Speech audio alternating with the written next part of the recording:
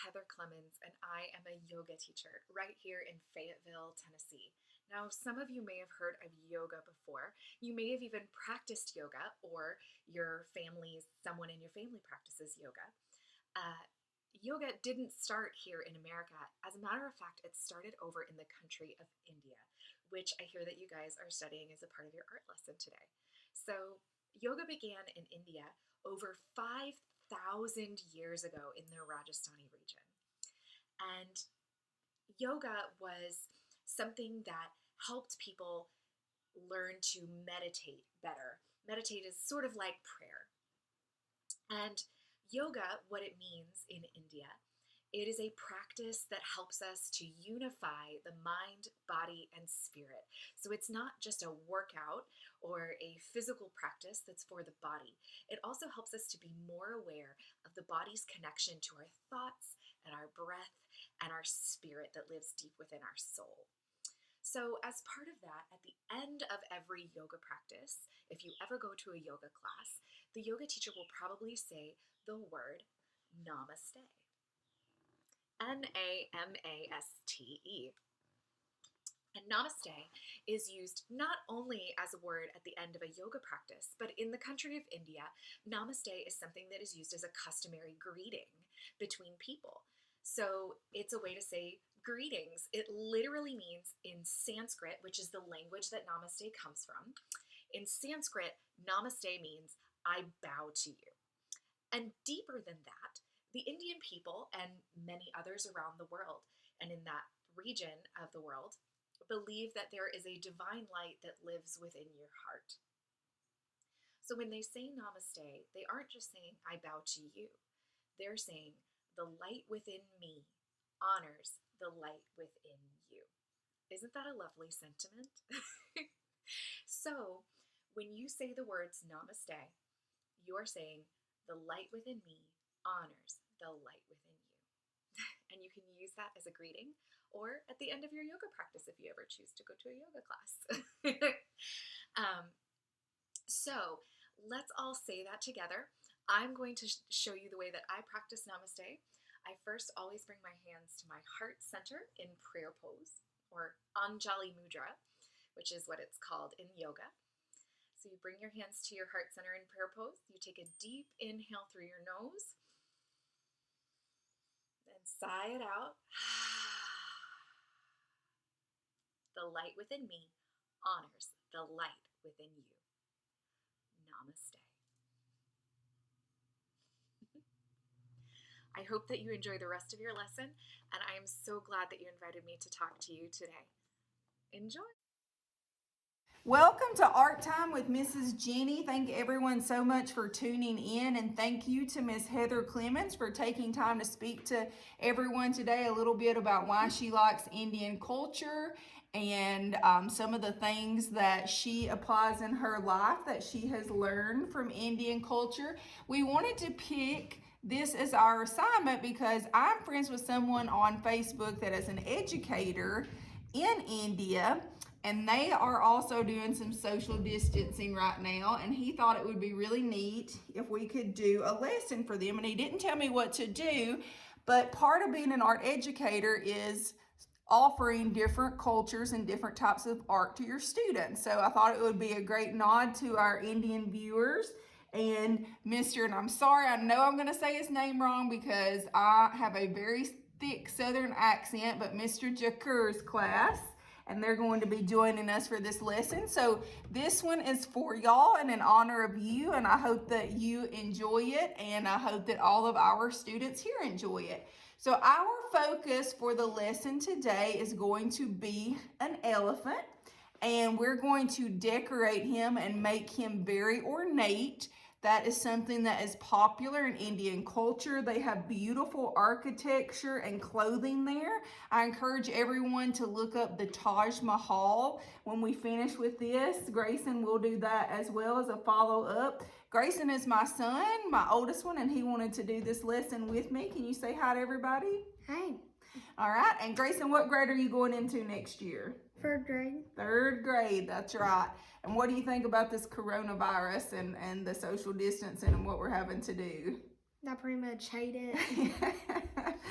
You miss school, don't you, and all your friends and your teacher? Yes, ma'am. Yeah, we're trying to do homeschooling some things at home, but it's just not quite the same. But I know that you love art time every day, and you look forward to that and displaying your artwork, don't you? Yes, ma'am. All right.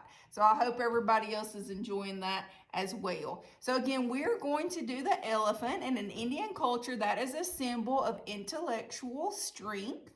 And we are going to really decorate it out, make it ornate. So let's go ahead and get started with that. Everybody needs a piece of paper. You can use a pencil, a marker, or a crayon. A pencil is obviously going to be a bit more forgiving.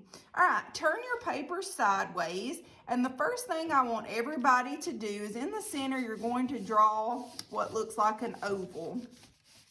Notice how big that is. When I sketch something, I never try and draw it in one foul swoop. So you can see I'm working my way around that shape. So Grayson, that was a great job. But remember, when you're trying to create that, don't try and draw it all in one foul swoop. So you, for example, if you wanted to make this a little bigger, you could even go back and enlarge that just a little bit. Okay? So don't feel like you've got to do it perfect. All right, so we've got that shape. You can see how I worked the shape out. I didn't go with that first little line that I've got. All right, the next thing that we're going to do is draw what looks like a backward C. So everybody's gonna draw a backward C on this side. Make sure you're drawing nice and big. Good job. All right, and now we are going to draw a curved line, and hopefully you can make yours go all the way to the edge over there. Good job. All right, we're going to come down and we want to make this bottom part of our elephant, so we're going to draw a curved line at the bottom. Good. Okay, and now we're going to start that nose. So we're going to come down the front of our oval here, and then we're going to curl out. Kind of looks like a U, doesn't it, Grayson? Yes, ma'am. All right, very good. Okay, now we're going to make that more three-dimensional. So I'm going to make it kind of skinny here at the tip, and then progressively and slowly it's going to get a little fatter, right? So you want it to be skinny at the end, and then as it comes back, you want that to enlarge just a little bit, okay? All right, now I'm going to have what looks like a lip that comes out of the bottom there. Good. All right, and on the tip, I'm going to make the nose. This is actually, he uses to get things to put in his mouth. Have you ever watched one before on YouTube? Have we ever looked at one together? I haven't, but I saw it before. Yeah. It looks pretty cool. We should look one up when we're done. All right, now you could add some tusk on here. So you could, around the mouth area, maybe about right here, we'll draw a little line because we still want to see part of our lip. And you're going to draw a curved line out. And you're going to bring it back.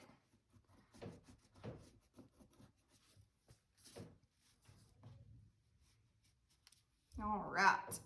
Okay, now we're going to start and add some detail to this. So on the nose, we're going to do some lines. And let's add a little bit of an interior line on the ear. Just a little bit. I kind of broke mine up. Good. Okay, now the eye that we put on here is actually going to look like a human eye. That's kind of a popular characteristic of the type of artwork that they do. So we're going to draw the top of an eye, which kind of looks like a football. And then we're going to draw the bottom. Good. And we're going to draw an oval in here. And I always like to leave a hot spot, so I will leave a little white dot there and then shade that in. Looks pretty cool. All right, and remember, if you've got any like boo-boos or lines that you don't want to be there, that's why it's really better if you draw with a pencil, because then you can go in and erase anything. But if you happen to have lines there, like how Grayson's got a few right there, we're just going to work that into our design when we start to add all of our details, so it's no big deal. All right, I'm going to add a little rosy cheek here, so I'm going to sketch that in, and now we're going to start and make ours look a little more decorative. So I want everybody to draw a square on the back of their elephant. All right, and now if you're like mine, you probably can't see much of the legs down here. But Grayson, if you've got all this empty space, what is something that you think that we could add there, Grayson? We could add some legs and some other stuff. We could. So you could, if you're like Grayson, just draw what looks like an N or an upside down U, and that is going to help fill some of that space in. All right, so on the back here, this would be a cover that they would put on the back of the elephant. So what we're going to start with is just adding some repetition. So we're going to repeat the shape that we see there. And then we're just going to put beautiful designs that we like on there. So if you wanted to do a flower, that would be pretty. You could decorate with some little bumps like this coming out. You could do some wavy lines. So you're just adding all sorts of designs that you like. Remember that word ornate, so decorative, detailed, kind of fancy. So you can add whatever designs you want in there. And at the bottom, I'm going to add like some fringe down here at the bottom of mine. So everybody should be adding some detail to this decorative cover that's on our elephant. And then we're going to do kind of like the same thing on the head, but we're going to start it out with more of a circle shape. So we're going to draw, kind of make it look like it's wearing like a little cap. And basically you do the same thing. We're going to repeat some basic shapes here and then go in and just do whatever type of designs that you want to do. So when you repeat lines like that, that's called repetition. That's one of the elements and principles of design. And then you can go in and do different shapes, lines, movement.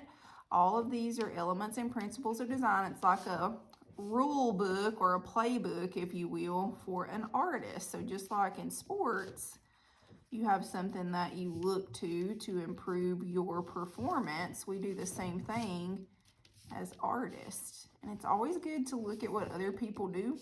You don't want to copy anybody exactly by any means, but you can be inspired and then try and do your own thing. Just like Grayson here, he mixed his up a little bit. He knows, do I ever want y'all to copy anything that I do exactly, or when we look at other people's art? No, ma'am. No, we want to do our own thing. All right, something else that we could add to these to make it look a little bit more interesting. Let's put a horizon line in. So I'm going to do a wavy line. All right, and we will put some grass coming up here at the bottom. Cool. All right, and then you may want to put some coming in there between the legs. All right, and let's have some branches coming in. I think that would look good. So let's do some lines like this that come in from the sides. And then we're going to put a lot of plant life on top of those. So we're going to go back in and you're just going to start drawing different size leaves on these.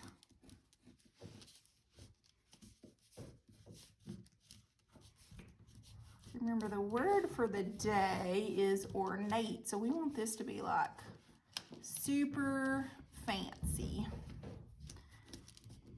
And we are going to look the Taj Mahal up when we get finished. and check out what that's all about.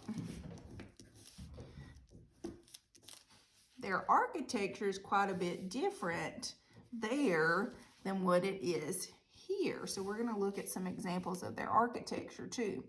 All right, so if you feel like that looks good, you could add some interior lines on the inside of your leaves. So we know that that's going to add quite a bit of detail. And if it's looking kind of empty, then you can add some more in there. So you could draw some lines and then maybe do little bitty leaves kind of hanging down if you wanted to.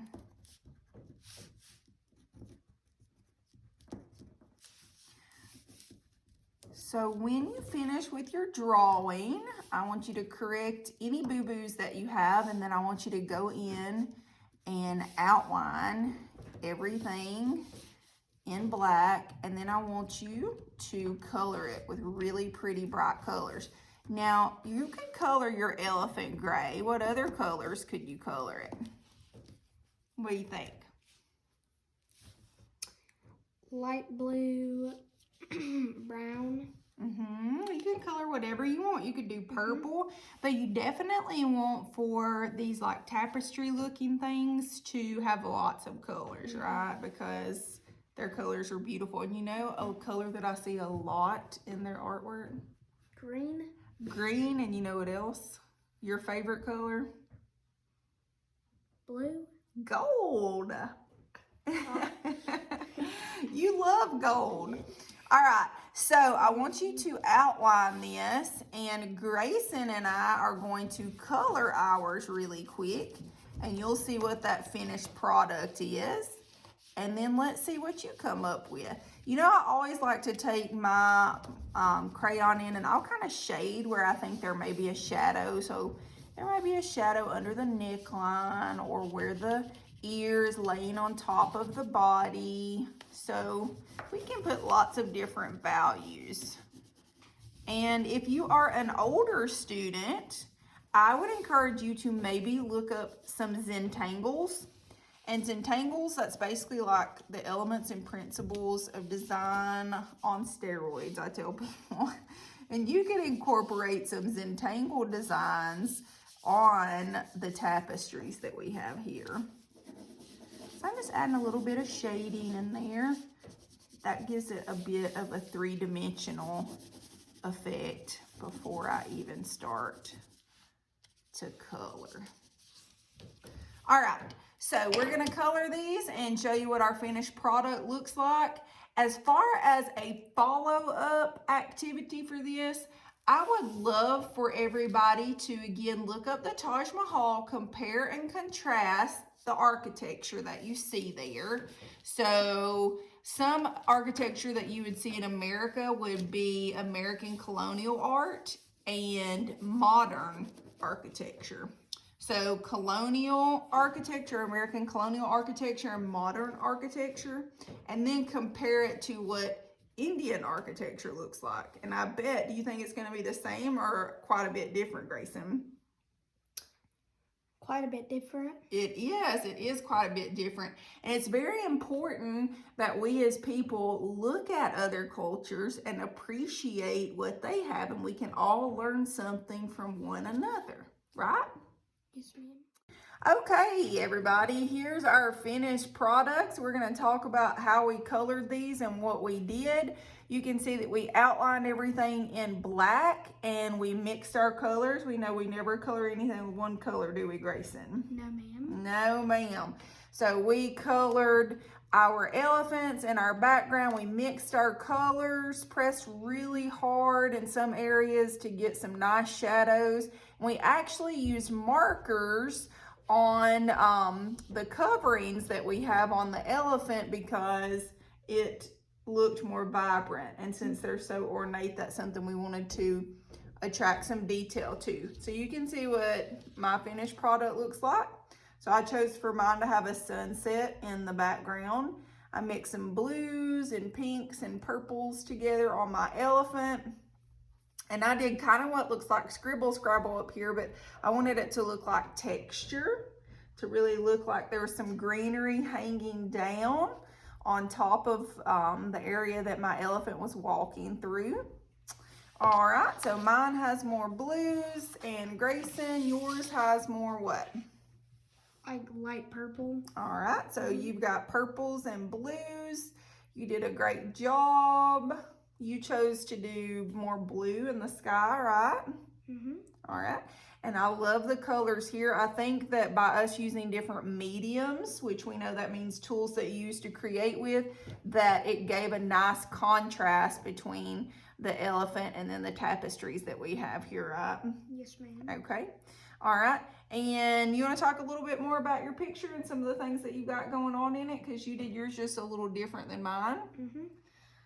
So right here, I guess I was trying to draw like the moon, because I like to draw like fantasy stuff and evil stuff sometimes, but this is not the project for it apparently.